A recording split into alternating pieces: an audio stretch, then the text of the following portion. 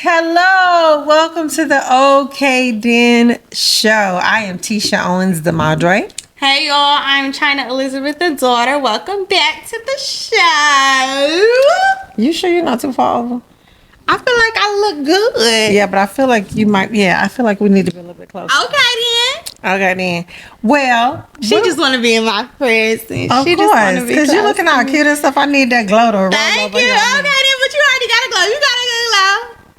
You're loud. Okay. Okay, so we're already talking about glow. Yes. And we're already talking about how beauty overflows. So what's the subject today, Chyna? So today we're going to be talking about the beauty industry now and then. And also we'll be talking about the class that we just had this past weekend. Yes. Wasn't that phenomenal? It was a lot of fun. So the class we had was, my daughter. She is a makeup artist. She's been under my education classes since she was a little girl. And then as she got older, of course, she started venturing out. She went to cosmetology school. And she is a professional makeup artist. It's in our family. My mom had her own cosmetic line. Yep. And then I have done makeup since I was about 13 years old. Yep. And as Chyna was around that same age when I put her out there to start doing makeup on a professional level, and she's been doing it ever since. Yep. And so she did her makeup master class this past Sunday. Yeah. And we had a wonderful time. We had amazing ladies there, and we're going to kind of show some of those pictures and things at the end of this taping. Video. Yeah, this video. So let's get right into it, Chyna. Okay then. So what I want you to do is kind of tell me, with beauty trends and all the stuff that's happening today, like what are popular trends among friends that you have right now? Or like what are things that young people are doing in the beauty industry? How are they? So right now, hold on now. Okay. I'm giving us a little rumble. In the beauty industry, the trends right now are definitely the I would say the liquid blush. Liquid blush. Yes, and like the ombre of doing the liquid into the concealer, or the feather brows. Okay, before you go on, when you say ombre, what does that mean? Because everybody doesn't do makeup and they don't know what those terms are. Right. So ombre is just basically transitioning from one color to another. So basically you start out with a blush color. So say for instance a pink, a darker pink, then it go into the lighter pink, and then you go to a concealer color, more of your color, and then you go to a lighter concealer color. So it's like a gradual shade change. Got yes. it. Okay, that makes sense. So that's a popular thing. And then the liquid blush is what? Liquid blush is just blush like a pink color, and you just put it on your face opposed to doing like a powder blush. Got it. They do more liquid now, a part of your base. Now, is it something that lasts longer or is just something new? It's just something new.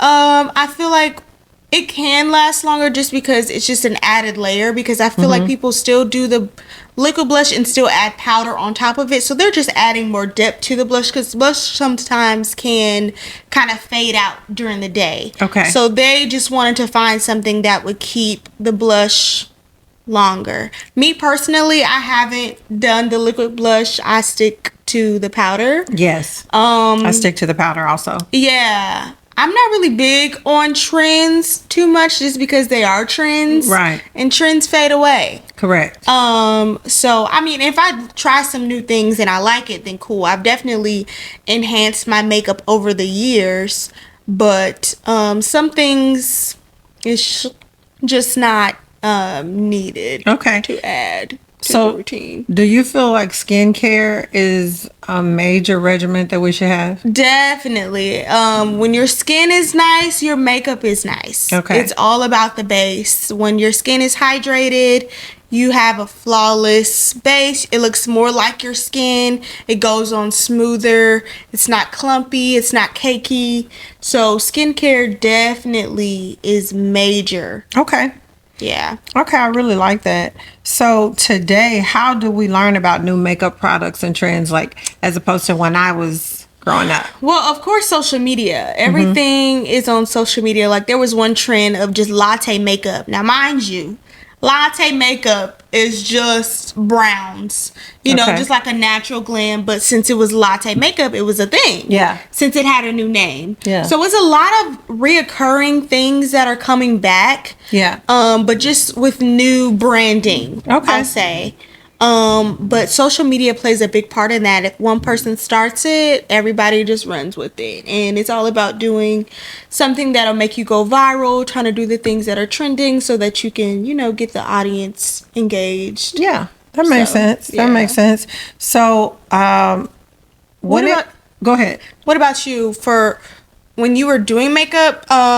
What did y'all do to expose makeup? Because I know social media wasn't as big.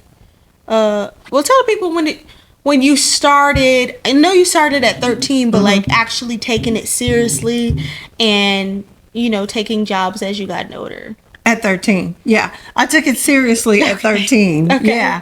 Because in my group of friends, I was the one that was teaching people how to do their makeup. I would make new friends and immediately start teaching them how to draw their eyebrows. Right. Or how to add their lipstick or give, you know, blush or jaw lines.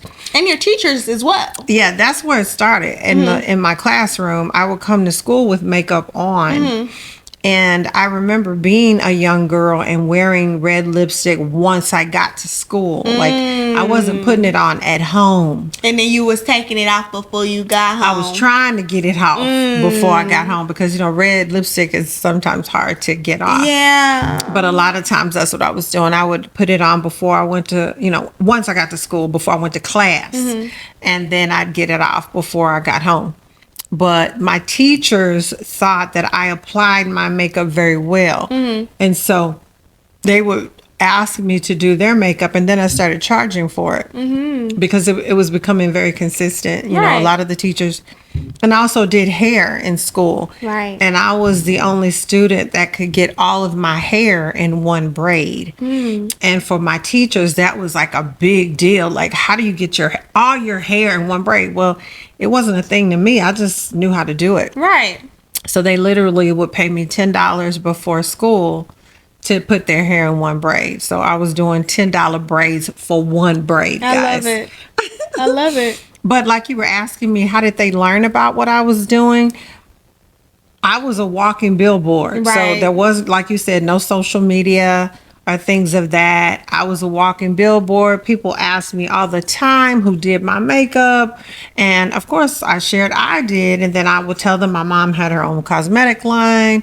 So it grew from that. Now, was makeup as popular back then? It's always been popular. It just didn't have the social media marketing. Got you. Because there were commercials all the time. There were fashion shows about makeup. There used to be the fashion fair makeup event that was a huge thing that everybody wanted to go to because the cosmetic line was amazing. I wore fashion fair for years. Oh, wow. Because there were not a lot of competitive brands Got you. back in the day. Yeah. And then my mom had Glamour Cosmetics. Her name was Esther, and her partner was Erlane. So they were E&E Enterprises, and their cosmetic line was Glamour Cosmetics. I love it. And so that was back in the 70s and 80s. Wow. Right. So that was really how I exposed myself. And then I created business cards. I had flyers and all those kind of things. I took pictures too back in the day. So I would take pictures and I walked around with my portfolio everywhere I went. Like I had this little suitcase kind of concept and it had all my before and after pictures in it. So I literally got more and more work by having my portfolio and my business cards, and then me walking into a room fully made up at 15, 16, and 17 years old. Right. So weren't you also part of an agency at one point as well? I know that's not as popular these days, Right. but it was something back then that a lot of Yes. people were doing. Well, not a lot of people, but Yeah, back then that was the thing to do. There was an agency, Jenny Tarver Makeup Agency. That was when I was in my early 20s. First of all, I was doing makeup in Minnesota. Also, I did it in Dallas. Then I moved to Minnesota. I was doing it there as well, and I taught my girlfriends how to do it there. We all worked at this place called Faces. It was a photography studio where you had to do the makeup, the hair. It's almost like a glamour shots kind of concept, but in Minnesota it was called Faces. Wow. So yeah, we were working at Faces. Yeah. Doing makeup, and you know, back then, like you were saying, we didn't have the social media, but we had magazines, we had commercials, we had advertising that we had to do. We would try to get on somebody's commercial or try to get in somebody's advertising if they were doing something, but that's all we knew to do back then for marketing. Gotcha. We didn't have the social medias and all that. So, but at Faces, were people coming? Like, was it a busy thing? Oh yeah, because it was at the Mall of America. Mall of America is one of the biggest malls in the United States, from my understanding. Wow, still never been. I'm supposed to go a long time ago. We'll call your Uncle Jeff. He still lives there. That's true. Uncle Jeff. Yeah. So anyway, yeah, that was a big thing. And so back in the day, like for me, I come from the 80s era of, I was born in the 70s, of course, but the 80s was when we really got into heavy makeup. So big hair was something that I adapted, and I never stopped that trend. I was about to say, it's still here. It was something about big hair for me. I fell in love with it, and I have always been in love with it. That's so funny. Very seldom do you see my hair straight, because I just love big hair. For me, straight is too close to my face. It's not enough volume. I'm committed to the volume of things. I like loud, so I like big hair. Yeah. So, but you know, back in the day, it was colorful and bright eyeshadow. Oh yes. Everything was colorful, pretty much. And so, boy, you talking about gravitated to the color. Yeah. I was like, ooh, let's play with all the colors. Let's put as many colors on. And I also was like that with my nails too. Like, I'm not like that anymore. We gotta find some old pictures of them nails. I have some. And them curls. The what? Them curls. Okay. My hair? Ooh, Yeah, we did some fun things. They will be considered a wrongery today. Yeah. But that was in back then. Yeah, that was what it was. Yeah, you thought you was cute. No, I knew I was. I didn't have any doubt in my mind that I wasn't giving it to the people. That is so funny, but I love it. And we were talking about beauty products and stuff. Like I mentioned, Fashion Fair. Yeah. So my go-tos still are the retractable pencil from CoverGirl. My espresso pencil, I have been using it for over 20 years, and it makes me angry sometimes because a lot of times I go to the drugstore to buy it and it's not there because I don't know if I've told too many people about it. So now when I go, I can't find them as quickly, but they are my favorite eyebrow pencil. I have been married to the CoverGirl retractable espresso pencil for over 20 years for my eyebrows. That's so funny. And then I used to wear the Maybelline powder for my setting powder. I used to wear that forever too. Well, yeah, all those brands are still very much here, which is amazing. Yeah. Through all of these years, being that makeup has evolved. Yeah. It's steady growing. I'm sure it's been a lot of difficulty just keeping their trends going and staying up to date with all the new things and all of that, because there's so many makeup brands now. Yeah. It is insane. Yeah, and I don't really know about a lot of the new ones because I found the things that work for me, and I just kind of stay with that. I'll try new products, just to see how they feel and if it's something that I feel like I have to have. But, the L'Oreal's, the Revlon Color Stay. Revlon Color Stay is my foundation go-to. And the reason why I like Revlon Color Stay so much is because I can cry you a river, and that foundation is not moving until I take it off with soap and water. Yeah. So that's one of the reasons why I like it so much. But yeah, I am definitely on to all the newer brands, and they're probably not even so new, but they're just more expensive. Yeah, they are more expensive. So expensive, and they steady going up and up and up. Y'all need to stop buying makeup so that they can go down. They keep going up. That is so funny. And I'm just like, Jesus. Yeah. Yeah. Cosmetics, they know that we need feel like it. we have to have them. Yeah.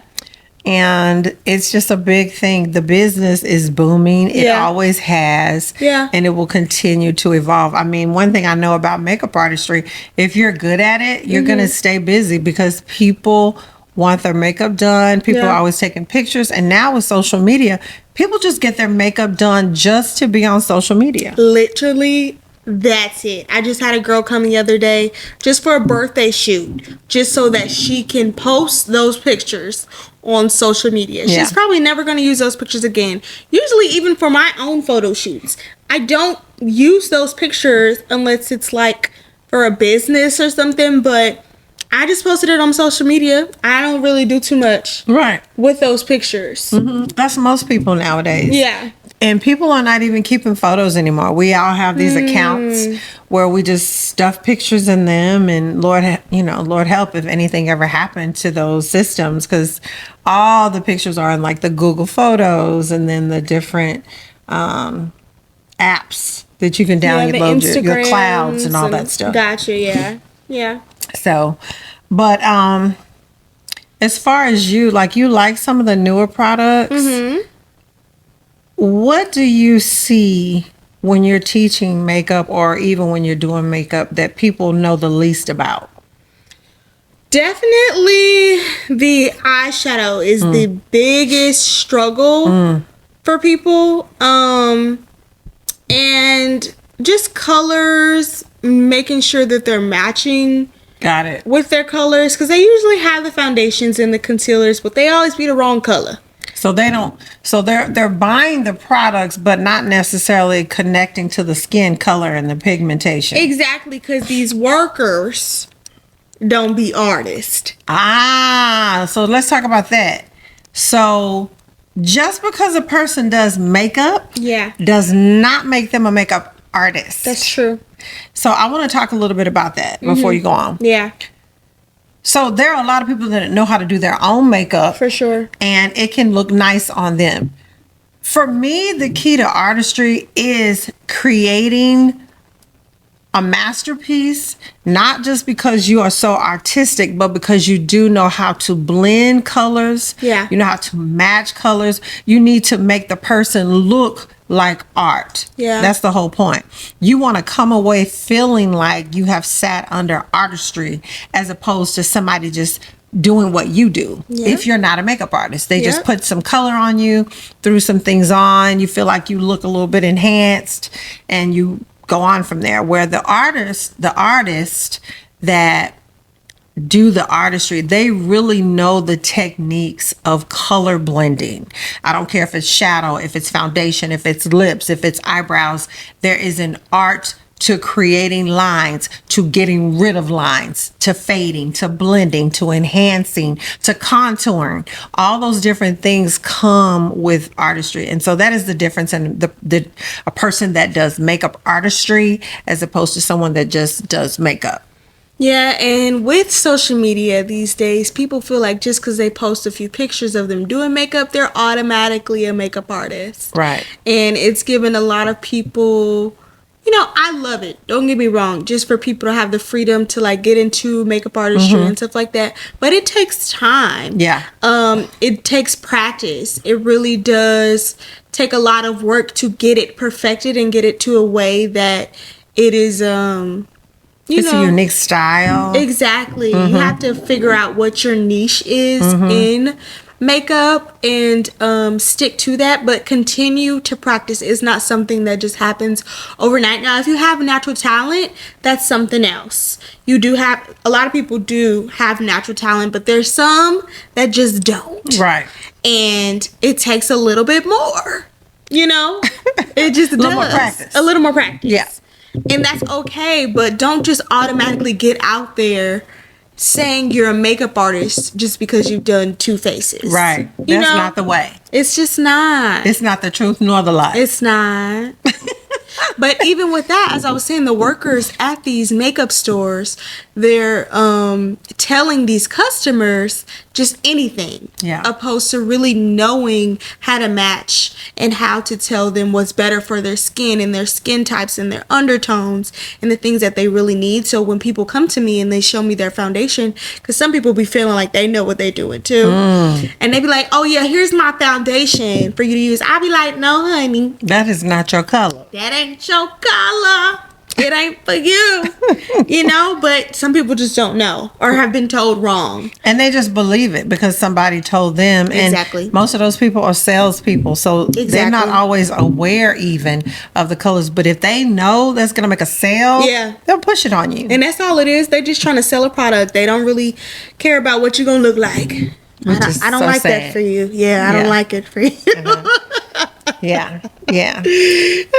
So what are some good practices like cleanings, different things like that? How to keep your environment clean with your skin, all that kind of stuff. Like, what are ways people can do that? Well, definitely keep your brushes clean and those beauty blenders. Those beauty blenders, the makeup builds up and that can leave a lot of bacteria in them. So make sure you're just really sanitizing your products. I would let them soak in soap and water. And for my brushes, I use a Cinema. I can't think of the name, but I'll put a picture of it. It's a blue bottle, and you literally just tap your brush in it and you wipe it off with a paper towel, and it's like magic. Your makeup is completely gone from the brush. So wonderful. Just making sure that you're sanitizing, and that's just temporary. Like, I do also do deep cleans of my brushes after a full day, but in between clients, sometimes when you just need to wipe off a brush, making sure that you are trying to be as sanitary as possible, because you don't want anybody coming back to you and saying that you're the reason that they've broken out, or you caused them an allergic reaction, or, you know, just some type of infection or anything like that. So you just want to make sure that your area is clean, everything around you is sanitized, especially with sickness going around, COVIDs and stuff like that. You just want to make sure you're not the reason that something is spreading. Yeah, and I was going to say, and also making sure that makeup artists are asking their clients, are they allergic to anything? For sure. I had one client, I didn't know she was allergic to latex, and I had some latex sponges that I was using on her face, and I started doing her makeup, and I was like, oh my God, what is happening? And she's like, do you have latex on any of this? And I looked at the package, and it said latex brand sponges, and I thought, oh my God, it was so bad. Yeah. And we have those experiences that we learn from, but from that point on, it was like, oh, okay, I need to find out and make sure that, you know, my client isn't allergic to something. For sure. So you want to make sure you know those things too. Yeah. And for that reason, I make sure all the products I use are sensitive skin. Yeah, all sensitive skin, natural as much as possible, green. And again, this was back in the 90s when this happened to me. Got you. So it wasn't as many products that were clean. Separated with those specific ingredients or non-ingredients. Yeah, just clean products. There's a lot more clean products these days, but back then they weren't thinking about that. No, they weren't. Yeah. They weren't thinking about vegan. They weren't thinking about gluten. No. None of that, even though that has nothing to do. Nothing.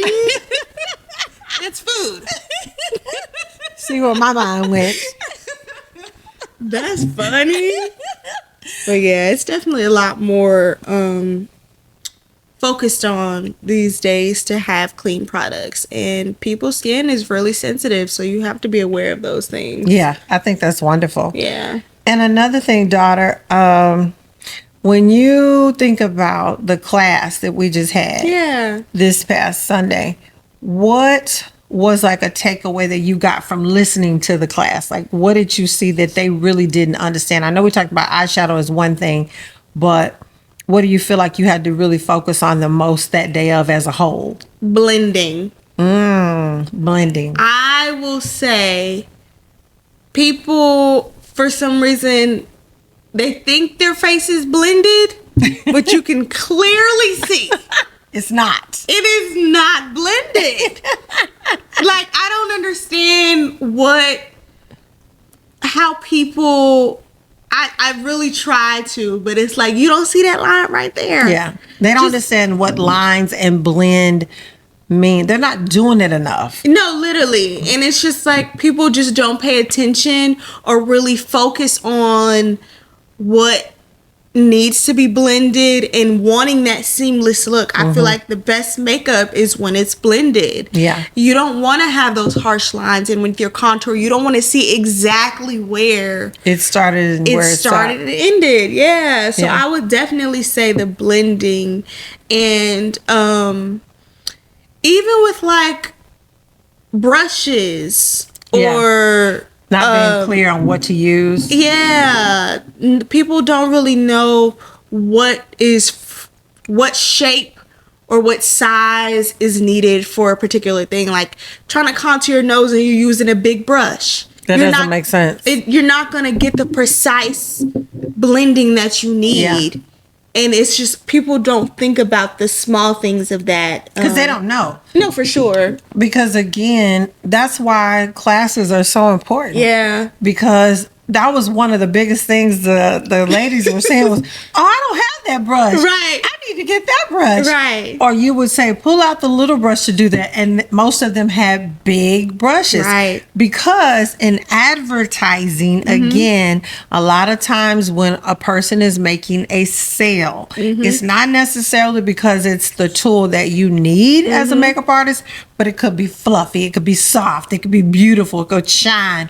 All those things that the salesperson says you need this brush for, and it could just be a big powder brush. Literally, that's all they really had was big powder brushes. Yeah, and we hardly use the big powder brushes unless you're doing a final. I don't have one big powder brush. Yeah, that's what I'm saying. Those are not even used as much anymore. But what I'm saying is that's what everybody has invested in because that's what the salesman pushes. But very seldom do you see people selling sets of brushes. Although for the makeup artist, it is necessary. It's a necessity. No, for sure. Yeah. It definitely is. And there's a lot of great brush companies out there. Like Real Techniques is definitely my favorite.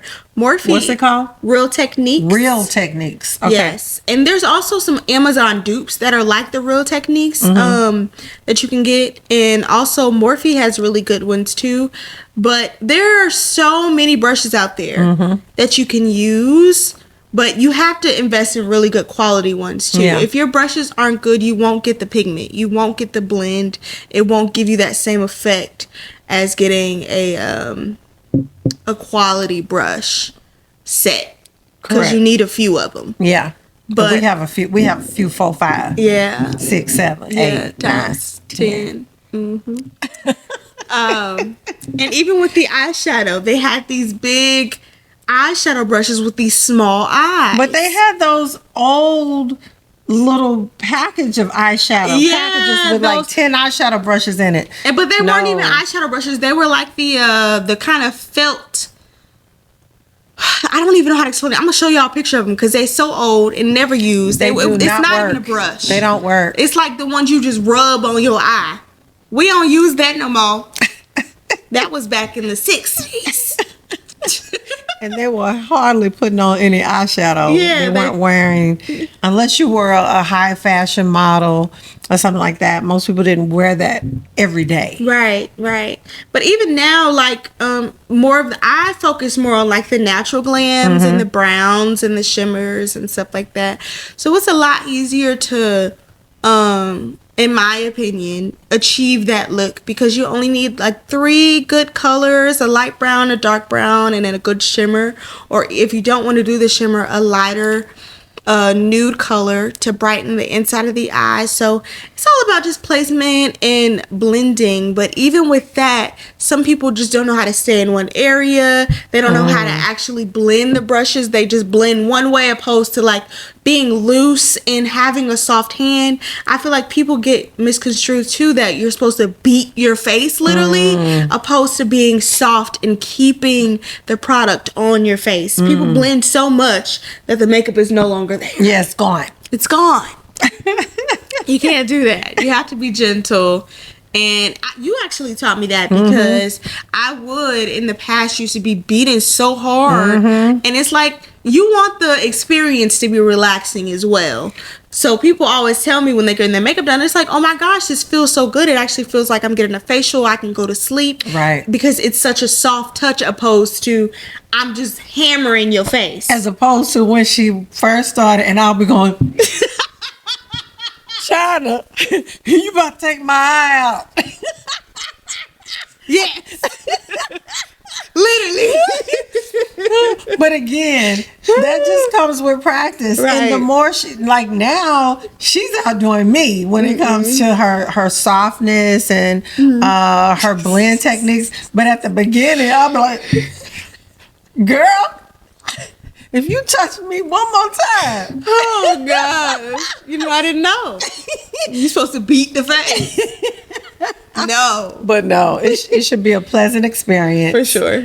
And I believe, too, that once you really learn how to use your brushes, you can see how the experience can be different. It can be pleasurable. And like she's saying, the ladies now, they're like, wow, I'm ready to go to sleep. And I always say that to my clients when they're sitting there. I'm like, you know, I'm doing my job if you're going to sleep. Because they literally, I mean, I have people just be like passing out. And it be the wrong time. I'm trying to do your liner. Yeah, you can't pass out when I'm trying to make this perfect line on your eyes. I tell you. But again, it comes from comfort, and that's a blessing to be able to do that for your clients, you know. So we may have to come up with a cute chair, like a cute makeup chair where they can sit up tall, but their head can kind of sit, not relax back, but like sit back into it where they can. And yeah, they have chairs like that. Okay. Yeah. But their necks probably still go to the right or to the left. Probably, yeah. You just need to get a better, like one of them, even if it was something like those airplane pillows. Yeah, but not so far up because we have to do that under the chin too. Right, no, something that just goes straight to the head. Yeah. To where they don't go if they right go, or left. Right. Yeah, oh, that makes sense. You know what I'm saying? I like that. Like it might hold this up here as opposed to down here. Exactly. That's cute. Right? All right, then. We got to come out with that. Okay, then. Period. Don't tell the YouTubers, though. But yeah, no, people be falling asleep. I had one lady, she was older and a little heavy set, and I was like, now if you fall, I'm not going to be able to catch you. Yeah. Okay? Now you're going to fall over, and you're going to be on the ground. And it's not going to be on me. Yeah. Like, I had to tell her, now either you going to stay up or you going to be on this ground. She was like, all right, I'm going to stay up. She was really taking advantage of that relaxation. And I always hate when people are really tired because I already know you're about to fall asleep. Yeah. Once I start touching you, and then a lot of the experience is with your eyes closed. Yes, exactly. So if you're already tired and we're relaxing you, yeah, you're going to sleep. it could be a problem. So yeah, but it's always so enjoyable having the opportunity to assist individuals. Now, what I will say, Chyna, what do you feel like with the industry that we're in today, kind of a pros and cons to social media and then just real life day-to-day stuff? Because I'll say for me, I feel like people that do it on social media and then of course adding the filters and things of that, it creates this high expectation when, like for me, I'm a filter queen. I'm telling y'all right handsome now. Now, if I don't have the right eyeshadow on or I don't have on the right eyeliner, my skin or my face just tends to look older for whatever reason. I've learned that looking at some of my photos, if I don't have some eyeliner on, it's just that makes my eyes look brighter. When I don't have any dark line around my eye or anything like that, my eyes look very pale or ashy. So it ages it because I'm already older now. So I have to be very careful about when I want to take pictures and things of that because it literally can make a difference. I literally can see the difference in with or without those couple of things, those liners for sure, that changes how I look, where I feel like, oh no, we can't use that picture. Yeah, no, I get that. I'll definitely say with a lot of the makeup artists out now, it is a lot of filters. And for me personally, I don't use them for that reason. You see what you get. Yeah. I post videos, and even now videos sometimes can have filters, and I'm like, how y'all even doing that? But yeah, I feel like it's good and it's not. I mean, I get it. Sometimes you just want to cover up a little blemish here or there, which is understandable. But people be doing the absolute most with these filters. It's like, that's a whole nother face. That ain't funny. even her no more. And not because of the makeup, because of the filter. Yeah. You know, now don't get me wrong, makeup can definitely transform you and make you look like a totally different person, but adding a filter on top of that, Right. I don't know you. You know? You just gonna have to not know me. No.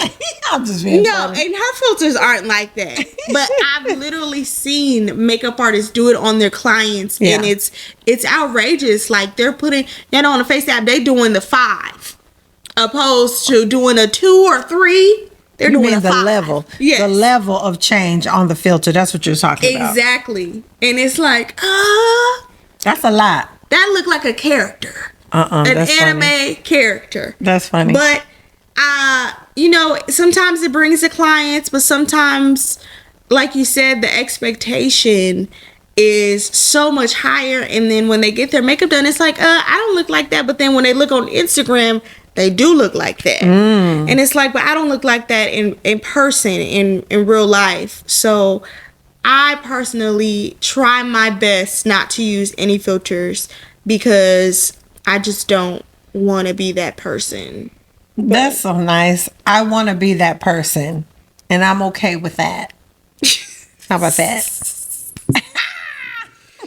Hey, to each his own. To each its own, but it can be challenging. It can be, and I'll say too, the older we get, you know, she's in her 20s still. She's not in my age range. And again, there are times where I'm very good about how my makeup is, so I don't mind taking pictures without filters. But then there are other times where I may wake up and I've slept too hard on the right side of my face or the left side of my eye, and I feel like that's going to show up in a photograph. I'm like, pull out the filter magic. That's all I'm saying.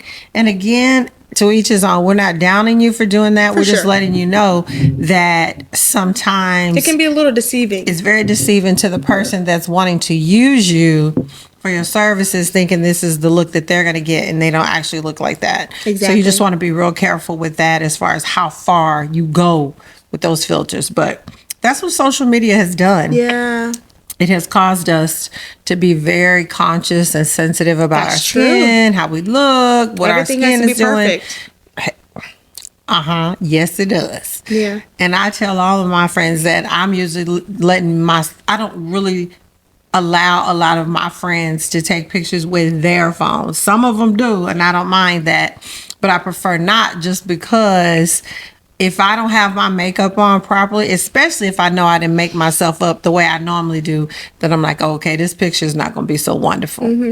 But y'all can see, even on this video, there's no filter. She looks absolutely beautiful. Well, thank you. I appreciate that. Tell her she don't need no filter. I'm not listening to her. I'm going to still have a filter on my own videos, on my own pictures and stuff. But I thank y'all, though. I'm just saying. But I will say now, don't get it twisted. For me, if I want to do a video, I'm going to put a filter on. Okay. But I just don't do it for my clients. Right. Because I want people to see my work. Got it. Fully like that. But if I'm on Instagram or something and I'm doing a video, I'm going to have a filter on. Or I edit a little bit of my pictures here and there if it's a blemish. But I'm not going overboard. Yeah. I still want to look like me. Mm-hmm. But when it comes to my clients, I don't do any filters. Got it. Well, that makes sense. Yeah. That makes sense, and that's good. Yeah. That's good that you do that. Yeah. Or you don't do that, rather. Right.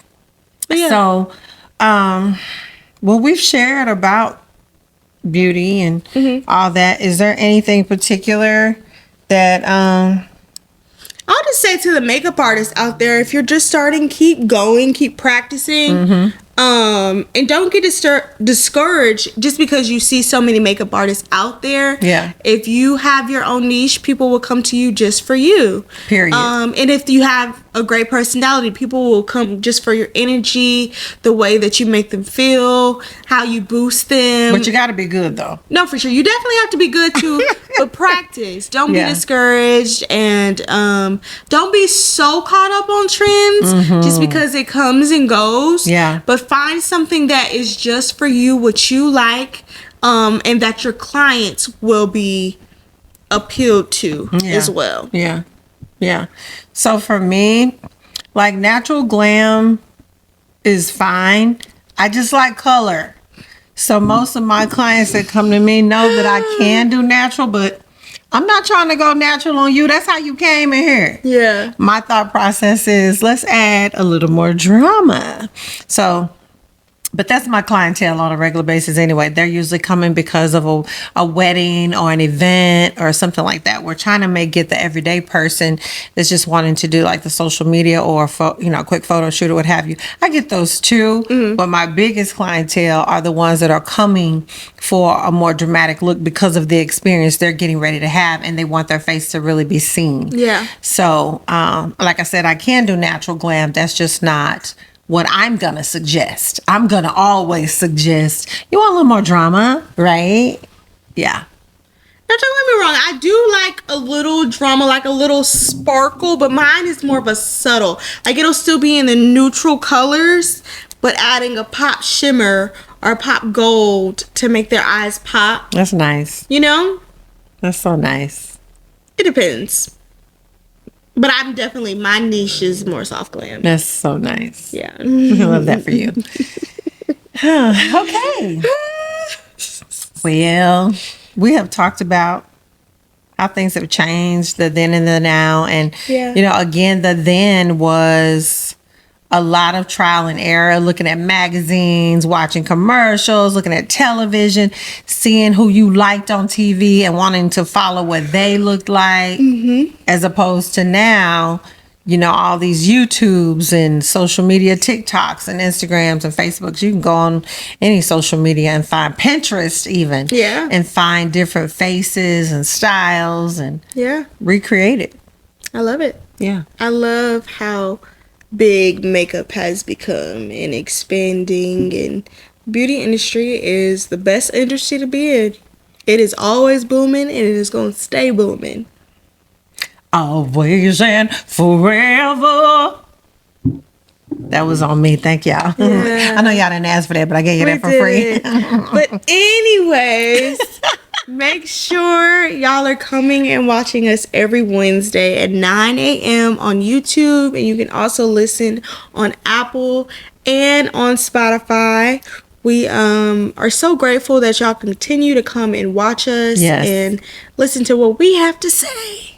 Yes, we're so thankful that y'all tuned in. And again, every Wednesday morning at 9 a.m., make sure that you all are subscribing. Yes. Please tell us how you feel about the show. Give us some comments or share some ideas of some topics that you would like for us to discuss, or let us know if you'd like to come on our show. If you're here in DFW, we'd love to have you. So until the next time. Okay then. Bye then.